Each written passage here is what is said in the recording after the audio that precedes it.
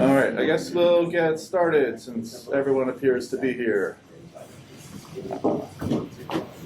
Hello. Hello.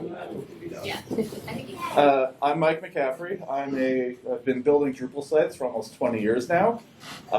In another year, my Drupal account will be able to drink. I'm currently a senior architect at Kalamuna. We're a small agency. We primarily work in nonprofits and government. And I'm supposed to say higher education, but basically all education.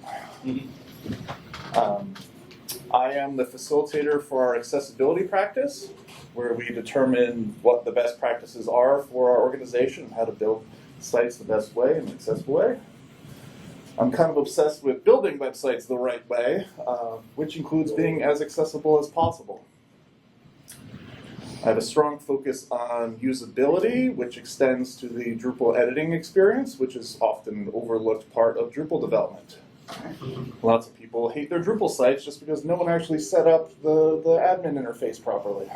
Correct. So the talk is Headings the Right Way, Site Building Tips for Accessible Page Content.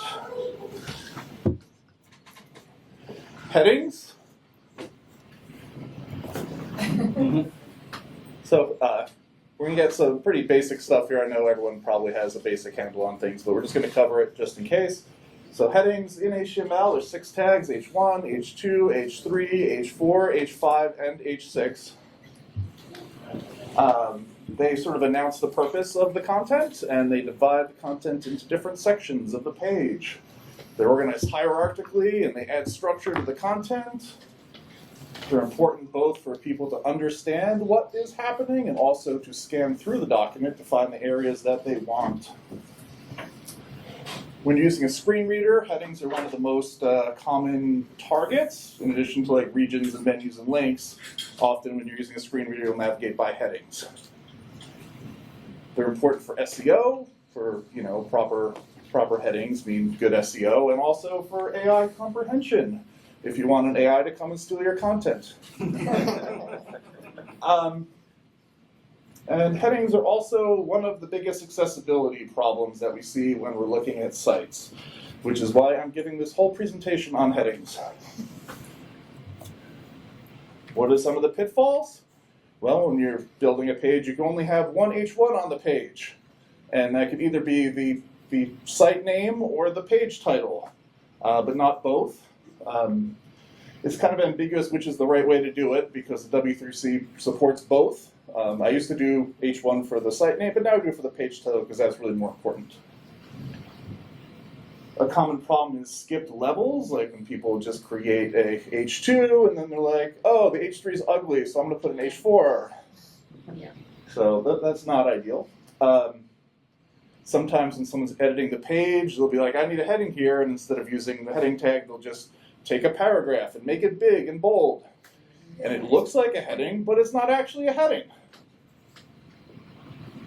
And often there'll be design issues where the headings have inconsistent styling or sizing. And so you're looking through the page, it doesn't make sense why things get big and small.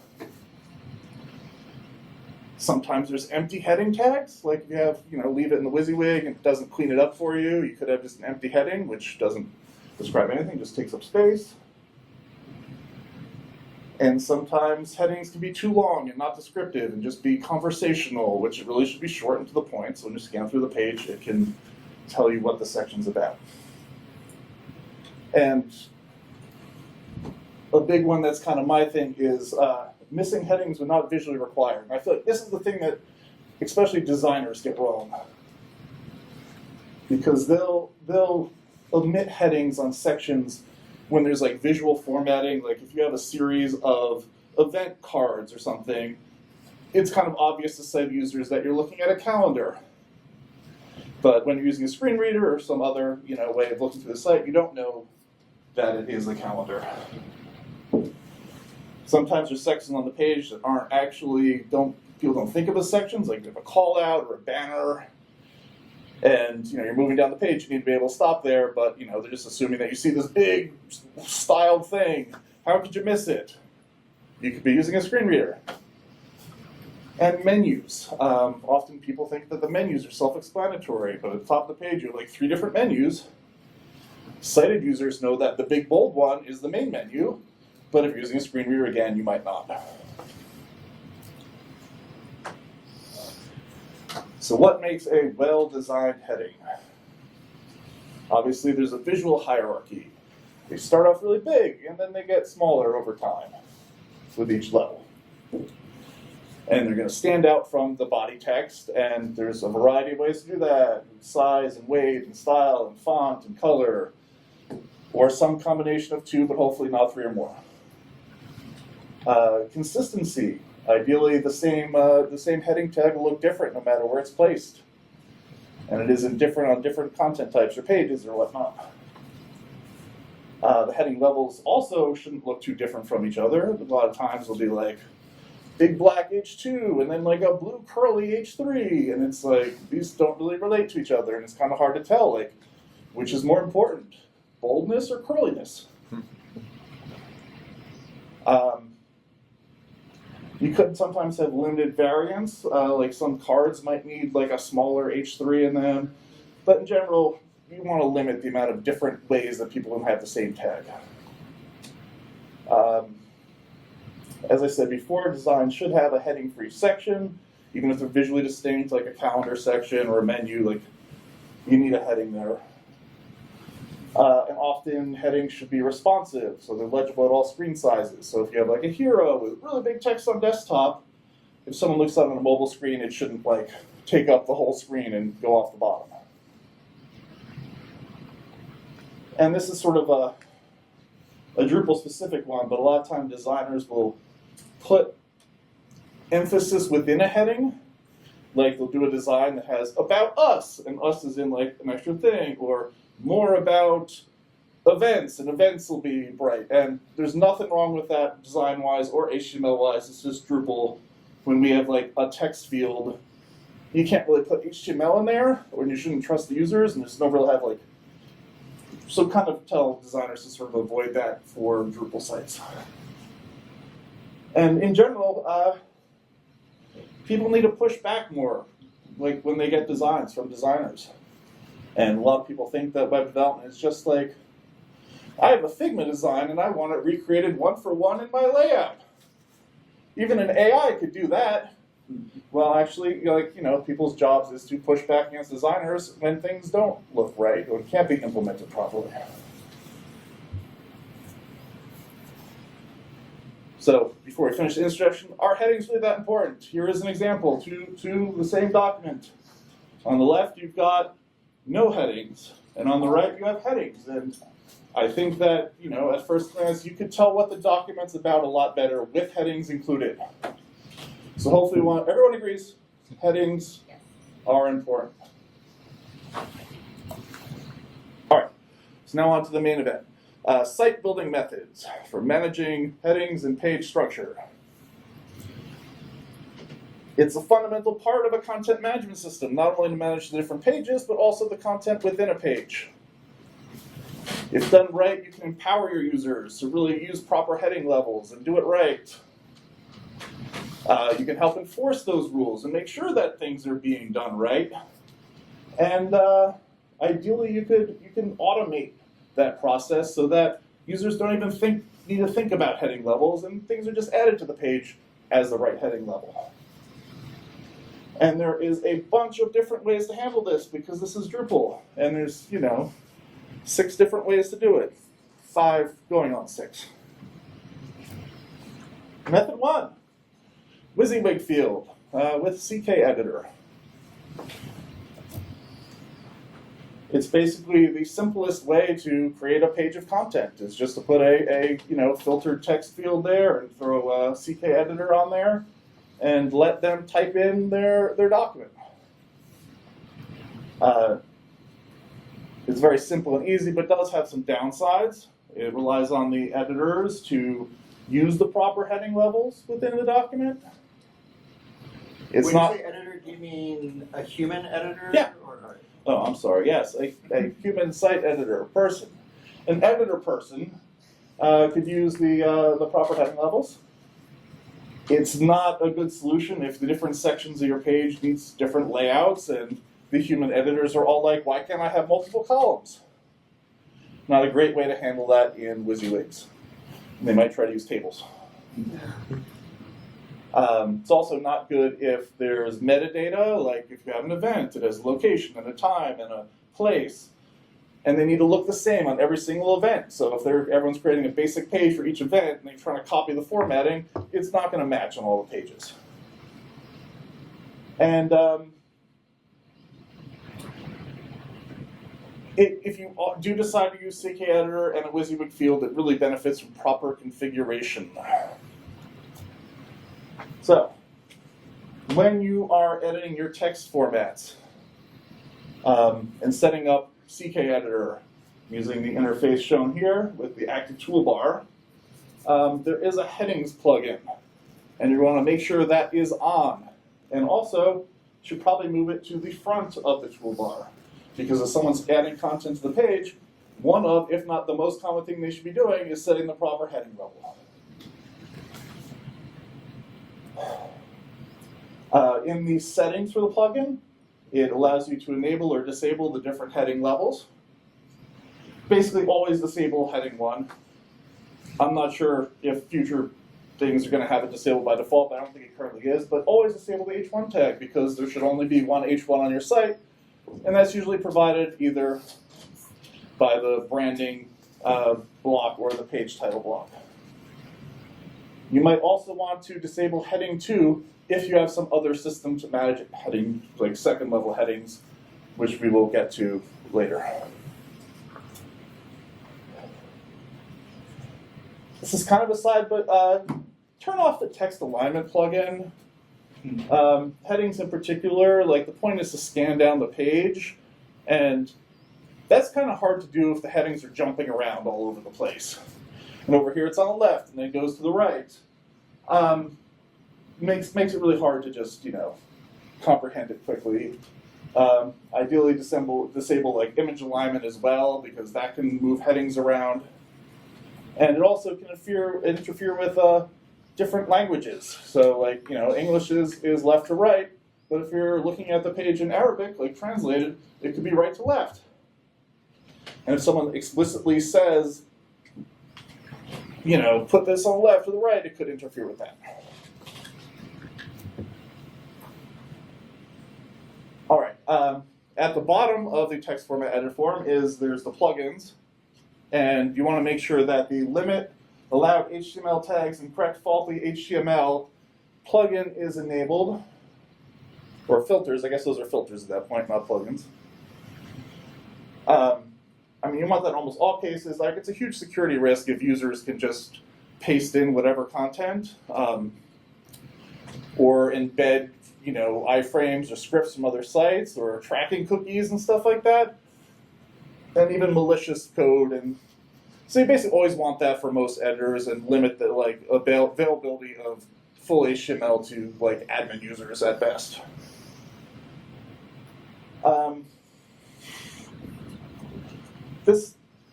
The allowed HTML tags field is now basically controlled by CK Editor, so you can't actually edit it, which is good and bad. But just, you want to make sure that there's no style tags in there or style attributes, so that users can't purposely style things different and say oh, I want the headings to be purple on this page.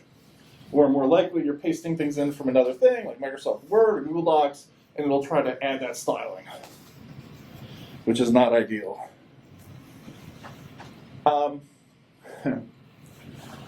One of the most overlooked things about CK Editor is that, and most people seem not to know, is that front-end themes can define a style sheet for the editor. Starting in Drupal 9, inside of the info YAML file, there is a property new CK Editor 5 style sheets, and you can apply one or more style sheets to the CK Editor. And what that'll do is it will, when you have a WYSIWYG box, it will make the headings styled like the headings on the front end. So it's nice and clear that when you're creating headings in the back end and you go to the front end, it's not like, why are they completely different sizes and colors and shapes? And so it really makes it clear to the editors what they're adding, and so there isn't confusion on their part. All right, method 2 for managing page structure and headings. Field groups. Unless you're very new to Drupal, you probably know what the field group module is. It can be downloaded on Drupal.org. It's basically used to collect fields into a group, hence the name. We can use that to create sections of the page. We can do that so we can automatically put headings, and so it's not required for the human site editor to wrap a heading around some of the fields somehow.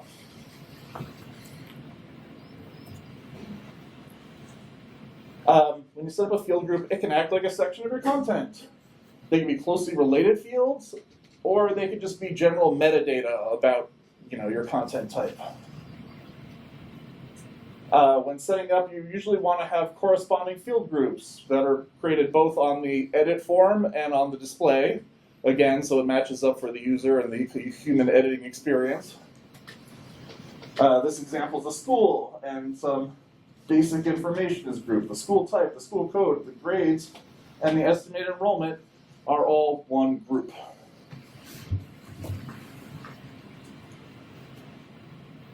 When you're going to create a field group for display, you've got some options on the Add Field Group form.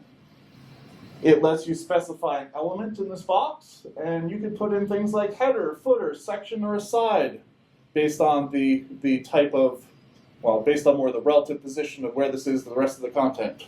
It's sort of an aside if it's in the middle, header on the top, footer on the bottom, or just a plain section. I really like to use those semantic markup tags because you're supposed to, and they're helpful, even though lots of technology sort of ignores it. You don't really see it on the page, and screeners don't really announce it, but hopefully going forward in the future, the more we use those tags, the more they'll be actually communicated to the user somehow. But for our purposes also, the thing is, it has when you're adding a field group, it has a show label drop-down with two choices, yes and no. And if you put it to yes, it gives you a couple other options. And one of them is the label element for the heading / title that it's going to add to the page. And we can put in H2. So that when it outputs this field group, it'll put the heading, the field group label, as a heading on the page. And then also, like I said before, sometimes there's sections that visually look apparent, like your collection of events is a calendar. So you might visually hide the heading, which you could do by adding a visually hidden class to the label HTML. I'm not sure why I put that as a placeholder, but sure. Didn't finish writing that slide.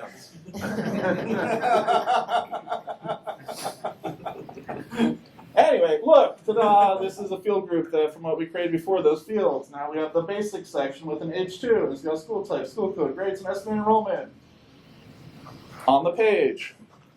So when a user edits those fields on the form, they now become a section.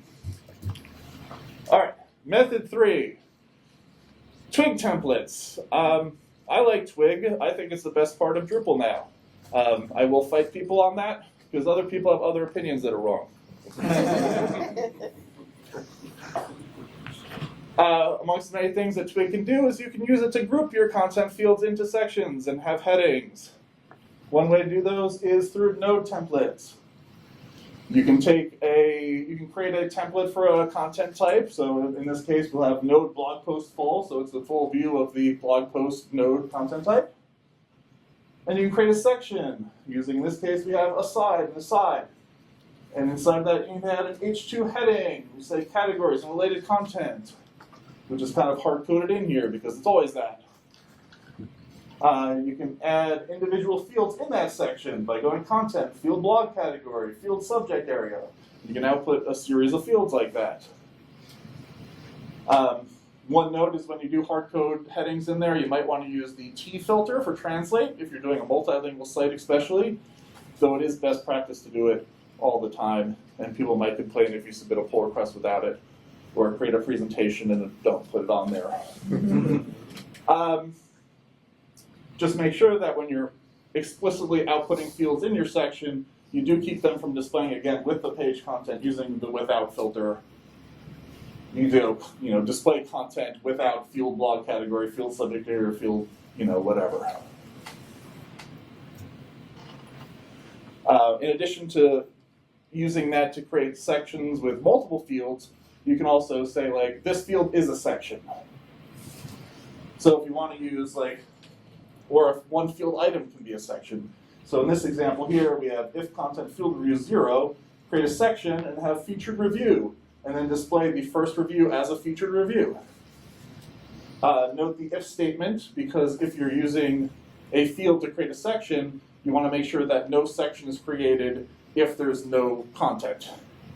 Because then basically you have a empty section with just a heading with no content, which is wrong.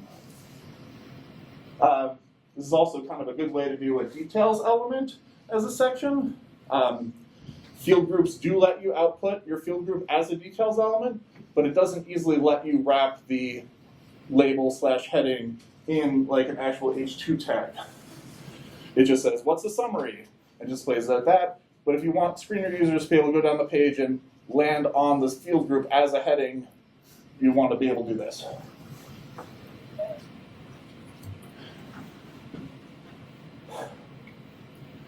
All right.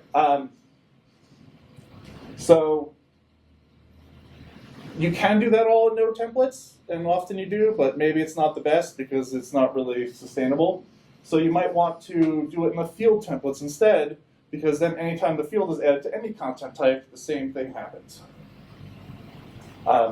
You can edit override the field template and create something like in this case we have field resource files.html.twig, which is just a copy of the meat of the field template, but has a section tag at the top and has an H2 wrapped around the label, if the label's shown. You can also use this as an opportunity to hard code the heading if you aren't able to edit the field name in the field edit form. Like if it needs to be different and more descriptive or something like that for users, like the human editors.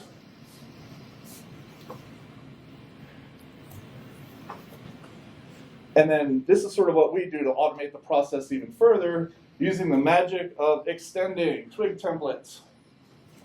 In our main field.html.twig, we've got a variable called field element and one called label element. And it goes to output that around the field using this wonderful null coalescing operator, which basically means if there's a field element, display the field element. If not, just display a div. So most of the time, when a field is displaying, it's just going to go, oh, I'm just going to display a div because it hasn't been specified. So by default, it'll just be regular with divs. But for your field that you want to be a section, you can create something like field reviews.html.twig, and with 3 simple lines, you can extend field.html.twig, set the field element to section, and set the label element to H2. So now with just 3 lines of code, you can say, okay, this field's a section, or this field is a subsection. And wherever it's using, you do that. And this can be done really quickly then. You just decide it, just override and create 3 lines, and then you're done. Quick question on that. So you really use this for fields that you're going to reuse, right? So some fields are just like, this field goes with this node. It's what makes it special. Yeah, I mean, like by default, we'll just display with divs. Like obviously, if that one field you're using in one case, it can have its own separate override that does something different. Yeah, it feels to me like there's a lot of twigs, so I might just handle that in that node. But then I have other fields that I use in many nodes.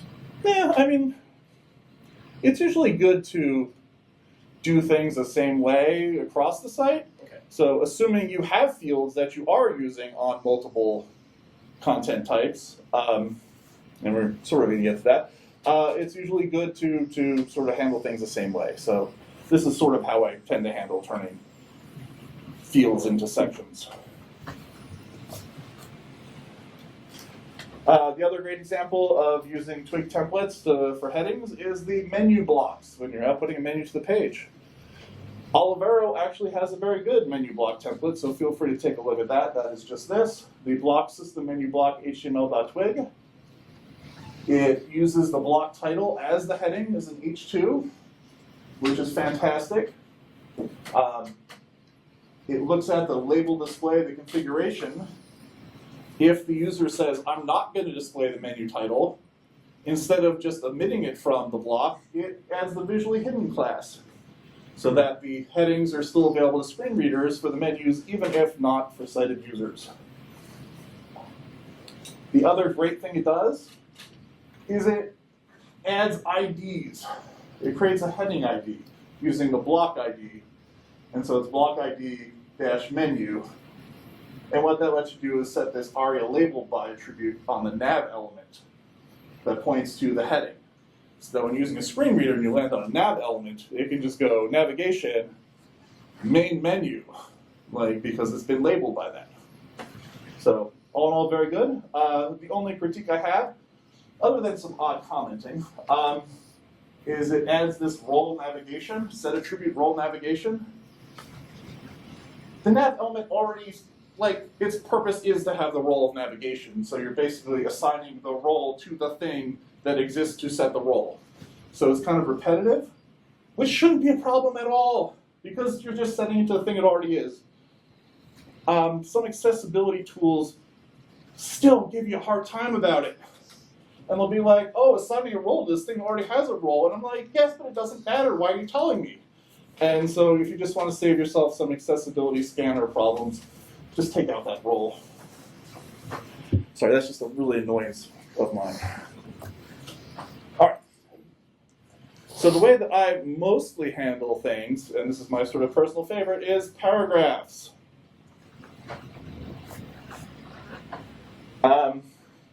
I'm assuming people have heard of the paragraphs module. It's kind of weirdly named because in addition to putting paragraphs of text, it's also doing a bunch of other stuff. It could also really be named guess field groups is already taken, but does sort of basically the same thing.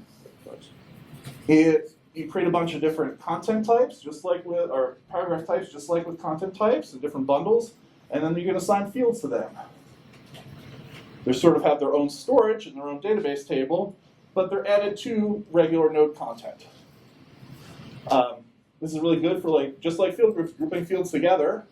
If you have something like contact information where it's a phone, an email, and a fax, but there could be multiple of those, you can use this and you can add any number of contact cards to your page. Whereas if you just had a field group of explicit fields, it would just be one. But we can also use it to create content sections on the page. So basically, you can go and create paragraph types for the different kinds of sections that you want on your page. And those sections become the structure of the page content if you have users build a page out of those. Each of those can have their own H2 heading. And each of the different paragraph types can have different layouts and designs and basically act like a component library. So that when you're adding paragraphs to the page, you can select, I want to use this banner paragraph, and it's like you're adding a banner component to the page. This works best for sort of layer cake designs. And what I mean by that is that the sections are all horizontal slices of the page. Not great for sidebars and stuff like that, but those aren't good for accessibility anyways. Really, the page content goes from the top to the bottom, using a screen reader, and if things are jumping all around, it's not ideal. So this should be enough if your designers are keeping things simple.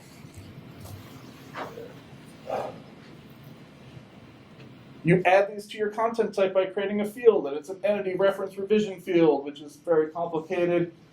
But all that means is that it lets you edit the paragraphs within your page content, and even handles revisions, so that when you create a new revision of your node, it also creates a revision of those paragraphs, and they can be reverted together. It's basically acts like fields and content within your node edit forms, which are very fantastic. And unlike things like Layout Builder, or adding like blocks in the block management, you don't have to go to a separate interface to do it. It's like right in the page content. You're creating page content, and it's on the edit form for page content. Very convenient. If you do want to have different regions with like different things, you can create multiple fields for housing your paragraphs. You can have, for example, a page sections field where you add a bunch of content sections. And you can have a footer field where you can add like call-out card sections. And you can actually specify which kinds of paragraph types can be added to which of these fields / like regions. And then this is sort of where we get to the main point of the whole thing. You can add a heading field to every single one of your paragraph sections and have it the exact same field that is reused across all of the different paragraph types. And they're all handled the exact same way and be displayed as an H2 on the page. And you can make it required so that users have to add it and they can't just omit it. And you can actually force them to write H2s on their page by just making them fill in this box. They might still complain that this heading is messing it up, and obviously this is a calendar, there's events. You could add a visually hidden checkbox, then you click that, it adds a class to the heading using a preprocess function, and hide the heading, but it still exists for screen readers. So this is like the meat of my page content management structure I do with clients. I even use it for things like WYSIWYG fields. I put WYSIWYG fields within a text content or text block section, and I disable H2 because it already has an H2. So it still requires them to do H3 through H6, but at least each one and H2 are completely taken care of without needing to worry about the user doing it. Would it make sense to add labels and descriptions that would show up in the editing form that would remind content editors why they're being forced to do these things? Like say, that this is here so that screen readers can see it, that kind of thing? In some cases, and you can. I mean, people when faced with a form like this, they're not going to be like, why does this exist? They're just going to think that this is the way that Drupal is. And if you do it in a way that's convenient and straightforward, they won't complain or think that it shouldn't be that way. Well, what I found is they'll try to circumvent it unless they know why they're being forced to do it. How are they going to circumvent it? I don't know. They have to fill in that field. They can't put an H2 in the content field. They don't have no choice. The So only way I can think is just, if they know it's being hidden, they can think, it doesn't matter what I put in here, and they'll just put in garbage. okay. Yes, exactly. ASDF. Honestly, at least there's something. At least when someone's going down the page, they can land on it, and if they get, this is a placeholder or something like that, they're like, okay, fine, I'll listen to the section because this isn't descriptive. So yes, it doesn't solve every problem, but this comes as close as you can to making the human editor do what you want. Yeah, and what I like about that is it solves the problem is, like, in this section, you might have a subsection, and the things you drop in there will probably have H3s, and if you're not forced to make an H2, then H3s are there without an H2, and that comes up a lot. Yeah. So and you have to have multiple section blocks then for the different sections on your page, which can be annoying because with paragraphs you have to open up each individually. But it helps the users think about how their page is made of sections, and it's not just one big amorphous blob. It's like I go to the page and I'm going to add sections to the page, and under each of these sections I have to put anyway. It just enforces best practices. Actually, too picky to get reconfigured to see if they added this paragraph. Yeah, I grab things from different sites, and this is an older one. Could I ask a quick question Sure. about the additional text format that you would create for this that is similar or exactly the same as your basic HTML text format, just with the difference that it doesn't allow the H2 heading? Well, the thing is, some sites you can create a separate text format, or you could just make sure that all the content on the site is placed in paragraphs, and not have any just empty WYSIWYG fields for them to create pages. So if you plan this from the beginning, you don't have to do extra work. This can also be used for creating subheadings. So if you have something like a card section, and it is a heading, you can have a subparagraph field with other paragraphs. So in this case, we have a get started heading that's going to go in H2, and then within it, there's like callout cards, and the first callout card item has a heading that's like librarians and educators. And that's going to be displayed in an H3. So now when someone's like, I'm going to create a card section on the page, they just fill this out and they're not even thinking about heading levels. They're just thinking like, I'm going to have this section, it's going to be called this, and I'm going to have this card, and the big text is going to be this, and it all takes care of that automatically. It really helps to name things, right? So if you're going to go around this route, it really helps to name your paragraphs. Like there's some paragraphs that are like contact info or station or contact info or something. They're just sort of arbitrary names. But if you're going to use paragraphs for sections of the thing, it might be good to name them all section is the machine name. And if you have a sub-item, like if you have a card section, and there's going to be sub-paragraphs inside of it, you can, like this says section profile cards. And inside of it, you have section profile cards item. And so they all get nicely grouped together on the edit form or the admin menu. And it can also be useful for determining the heading levels. Because in my paragraphs.twig, I have a little set element, and it looks at the paragraph type.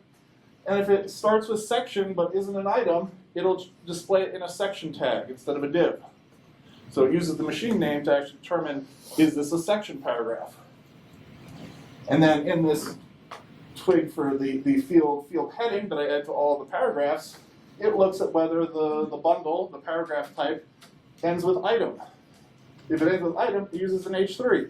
If not, it assumes it's a section and makes it H2. So there's no need to create individual templates for doing all stuff like this is going to be heading. So anytime you use headings within a paragraph, it will automatically set the right level based on whether it ends in item or not. Does that make sense to everyone? Slick. The other thing I'm working on, which I'm really happy with, and I wish Drupal sort of went this route, did you know that paragraph fields can be set to preview the content? It's a setting that people have tried, and it's ugly by default if you do it on the regular node edit form. It's just a bunch of blah, because there's no like styling. But Drupal also has this thing where the node edit forms can easily be set to use the front end theme. And so if you combine those two, you can actually have, when paragraphs are previewed, they actually use all the styles from the front end, and they look like the thing. Basically, it's an edit-in-place or an edit-in-place editor type experience where you actually go down the page on the edit form and see the sections looking like the sections will look until you hit an edit button to edit them. So for all those people who are like, I need layouts because I want to visually see my page, paragraphs can do that. Admittedly, by default, because the paragraphs is a field, it has a bunch of like weights and draggy drop things around the field because it assumes that all fields with multiple values need draggy drop things. But I'm working on a module that removes those draggy drop chrome. It just like hides all the chrome with styles. Because paragraphs also comes, and you might not have seen this because it's usually hidden under 3 dots, a drag and drop editor. So that if you go up to the top of your paragraphs field and hit like drag and drop, you get this editor format, which shows you all like page sections and all your types and the beginning fields, so you can tell which is which.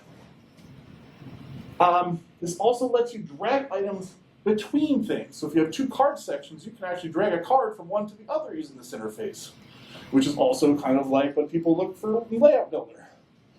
And it actually checks that the paragraph can be added to the other paragraph, so that you can't add a card item to a banner item or something like that. Like it actually checks that it can be a child of the paragraph.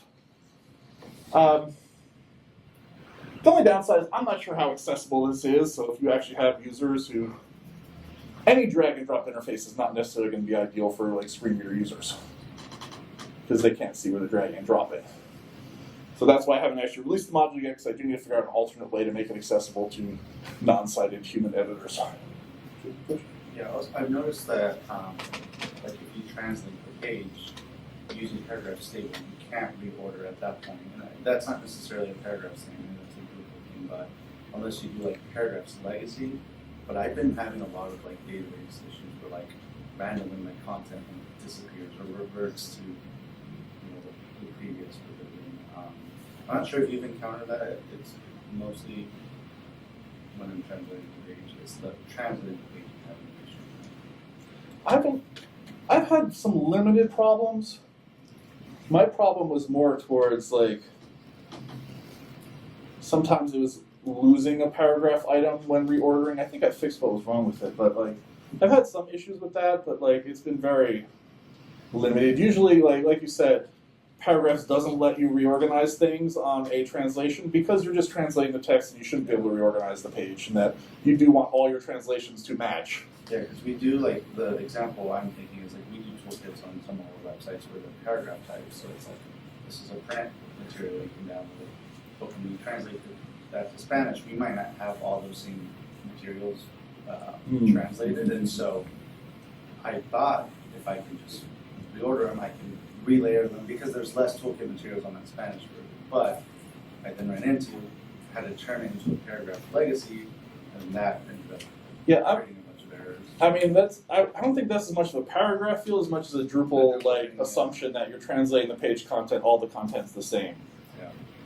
Really quickly, paragraphs requires you to have symmetrical translation. It just doesn't support asymmetrical translation. So if you really need to do asymmetrical translation, you have to do some workaround, like putting a checkbox in your paragraph to say do not display in this language, so that you still have the paragraphs existing in all of them, which makes a great editorial experience of having to plan out all of the things you need in both languages in the original language. Like a lot of times, Is that great? yeah, a lot of times I've worked on these. A lot of times I'll just add a separate field for the different languages. So like body field English, body field Spanish, and depending on which language you're in, it just shows one field or the other. It's another way to handle it. All right, method 5, layout builder. Everyone's favorite. Actually is for some reason. I don't understand it. It actually is lots of people's favorite way to do things. Layout initiative started in 2016, and they finally got it into core in Drupal 8.7 without it really being a viable contributed module before then. It tries to solve the problem of users wanting to drag and drop content all over the page, because if given the option, that's what people want to do. It has lots of shortcomings, and it's popular despite that. Probably because it's in core and people assume that that is the way to do it. One of the biggest problems that I've had since the beginning is it doesn't really support good heading structure and page content. It's more visual placement on the page and doesn't think at all about the page content structure. When you're adding blocks to Layout Builder, it's actually very good. You know, a block has a title and has a little checkbox under it that says display title. And if you do that, it puts it out as an H2, which is actually fantastic. So if you have a layout where each block on the page is a section, it'll actually work really well for you. So I must say that. The problem is, like 9 times out of 10, if someone wants things side by side in the layout, it's within a section. Like I want to do cards, and there'll be 3 cards across, so I need Layout Builder. So it's actually a section of 3 blocks. So you need a way to wrap an H2 around that section and all of the columns. And if you show your block title. And if you show your block title in one of the columns, it should come out as an H3 instead of an H2. Thank you for reading the last item on my bullet list. The awkward solution I've seen when using other people's sites, like we get a site, we look at it, we're like, how did they do this? They've added another section, and inside they've added a WYSIWYG block, and that has an H2 in it. Which is fine, because like when it displays to the user, you come across an H2 and then you come across the content, it's fine from a user perspective, so it's acceptable from an accessibility standpoint. The problem is it's kind of awkward, and it like doesn't reinforce the best practice of each section should have a H2 title or a heading. So this kind of breaks that. Now you have headings in different sections than the content. Not ideal. At Kalamuna, we've created a slightly better solution. We've built a module. It's called the Layout Builder Sections Configuration module. And it's explicitly used to display section titles as headings with some options. So if you're on your Layout Builder interface and you're configuring the section, it has an administrative label like usual, but now we've added this section title to end users. Basically the same as the display title in the headings, but named differently for some reason. So if you click this, it shows the administration level as an H2 above the section. So you now have a way to put headings in sections. We've got some like position stuff and color. I think we need to remove this from the module because we don't want users doing that. But you know, I guess we've had some clients who wanted to. But it does have a classes field at the bottom, which, so if you need a visually hidden title or heading, you can add the visually hidden class there and it'll hide the heading visually. So this is a slightly better solution.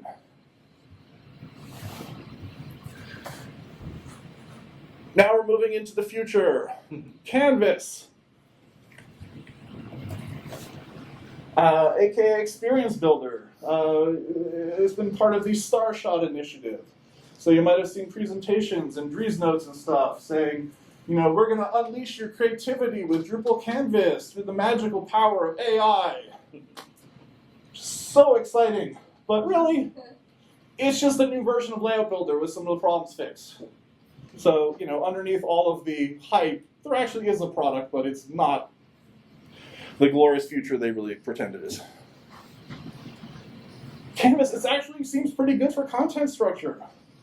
It's got this layers panel, which is really good. And it's got these content sections that you can have, and it's very easy to add headings to them right next to the columns. So you're like, I'm going to put a content section, I'm going to put a heading, and I'm going to put some columns under it. So the heading and the content are all within a section. So it's actually good at sort of doing that. So heading, content, section. And then also the other good thing about Canvas is that they're going to have custom components and you know, single directory components, because everyone's tired of their components having too many directories. But like this is an example of, oh well, I mean the heading component. So the heading that actually I got ahead of myself there. So the heading component that we were adding before actually has some pretty good configuration. It has a content, which is the text, and then has a heading level, so you can easily set the heading level. So theoretically, you can add these headings under cards or something like that, and set the heading level. So that's also a good part of the Canvas. And it also has a modifier class that can add visually hidden to it. Now we're talking about custom components. So this is like a custom call-out component, CTA. You don't have to put a title in it, you don't have to put a heading in it, because it has a title field under settings. So you can create your custom components, put a field. I'm assuming you can make it required. I haven't seen that yet, but I'm assuming that you can actually force your users to enter something into the title and display it on the page, hopefully. And then this is fantastic, because they add a component, a section of the page, have to enter a title, and there you go. And I'm assuming you could also add a visually hidden checkbox if you wanted that. Is that an example of breaking the rule you asked for before of not putting styling into a heading like that? What do you mean? Oh yeah, that does. So, I mean, this isn't my example, obviously. I grabbed this from the one-page demo that they've released. You know, obviously it's ready to go in core. Drupal CMS, because we have a CMS now. Did you hear? Yeah, no, they put emphasis in here. Obviously, this isn't friendly for admins. Like, you know, I mean, this is a way you can do it, but like, you can train someone. But if you have untrained people just editing content, not the best way. So just don't design it that way. I think that's. And I'm interested in hearing if anyone else has any other methods and how they've handled this, because obviously, you know, we've got 5 going on 6 different ways to do it, but there's always another way that might be better and friendlier to the users. So please let me know if anyone has any ideas. What time is the session end? 10:45. It ends at 10:45? Yeah. All right, we're done. I had some other stuff, but we'll end here. This is the main thing. Does anyone have any questions that you haven't already asked? Yes? In terms of like sighted users, for example, previewing these things, I know that you can, like, on a Mac, turn on the screen reader and have it speak to you. But I'm curious, what if you don't want to speak? What if you just wanted to, like, know visually? Are there any tools that will kind of simulate, that will simulate the content that's being displayed to a screen reader without forcing you to actually, listen to it rather than see it? Yeah, I could actually think like if there's something that's hidden and like how it displays. I've been working on tools like that. I was going to go into different things. I would say that, look at the editorially module. One of the things that it has.